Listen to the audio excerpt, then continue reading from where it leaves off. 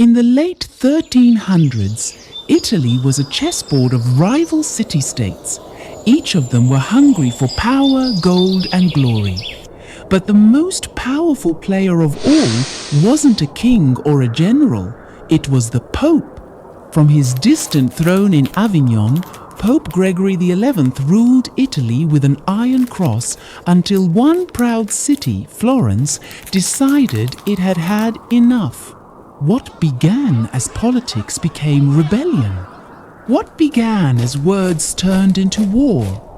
The world remembered it as the War of the Eight Saints, the moment Florence dared to defy the Pope himself. The roots of the war lay in fear and mistrust. Florence believed the Pope wanted to expand his control into Tuscany and seize nearby lands they had taken from Bernabo Visconti, the powerful ruler of Milan. They also feared that local lords, the Ubaldini family, would switch loyalty from Florence to the Pope. At the same time, Pope Gregory XI was angry. Florence had refused to help him in his wars against Milan. When that war ended, Florentines began to suspect the Pope would turn his armies on them next. So Florence decided to prepare. They hired the Pope's own top general, John Hawkwood, an English mercenary, to stay neutral. They paid him a massive 130,000 florins, gathered by taxing local priests, bishops, and monasteries. To manage this tax on the church, Florence created a special 8-member committee called the Otto dei Preti, the 8 of the priests. In 1375, Florence made a daring move. They secretly sent agents into more than 40 papal cities, including Bologna, Perugia, Orvieto, and Viterbo, to spark rebellions against the Pope's rule. The Florentine chancellor, Coluccio Salutati, wrote letters urging people to overthrow what he called the tyrannical and corrupt papacy and return to the freedom of the old Italian republics. The message spread like wildfire. Rebellions broke out everywhere across the papal states. Gregory XI was furious. On the 31st of March 1376, he struck back with the Church's strongest weapon, excommunication.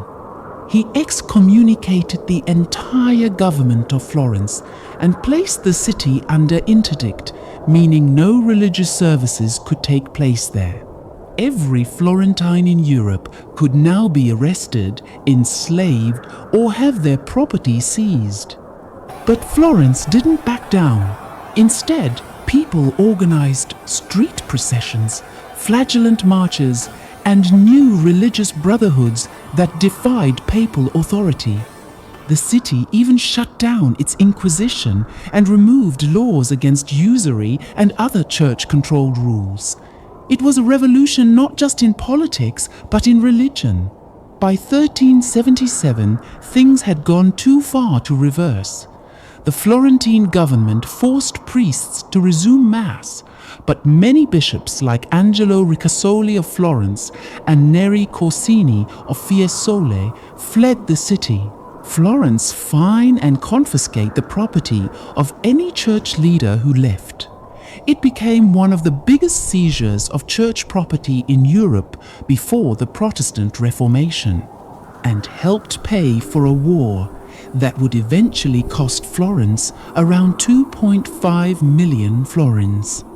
Meanwhile, Pope Gregory's mercenaries, many of them foreign soldiers, caused chaos across Italy. In February 1377, the papal army committed the Cesena Bloodbath, a massacre that destroyed an entire city loyal to Florence. That same year, Gregory's commander, Cardinal Robert of Geneva, the man who would later become Antipope Clement VII, tried to crush the revolts. To restore order, Gregory himself left Avignon and returned to Rome, ending the Avignon papacy, which had lasted almost 70 years. Gregory XI reached Rome in January 1377 after a stormy journey that even involved a shipwreck, but only a year later, in March 1378, he died. With his death, peace negotiations began. A conference was held in Cesena, led by Bernabo Visconti of Milan and attended by major powers like France, the Holy Roman Empire, and Naples. Talks were nearly finished when news of the Pope's death broke. The meeting collapsed, but the groundwork for peace was already laid. Finally, in July 1378, Florence made peace with the new Pope, Urban VI. Under the deal, Florence agreed to pay 200,000 florins to the papacy, down from Gregory's original demand of 1 million, repeal all anti-church laws, and return all seized church property. In return, the Pope lifted the interdict, restoring Florence to the Christian world.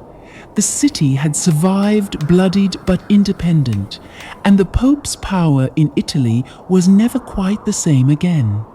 In the end, Florence fought not just for land or money, but for freedom from fear. And though the church recovered, the days when popes could rule Italy by sword and decree were fading fast. The 8 saints had defied heaven itself and changed history forever.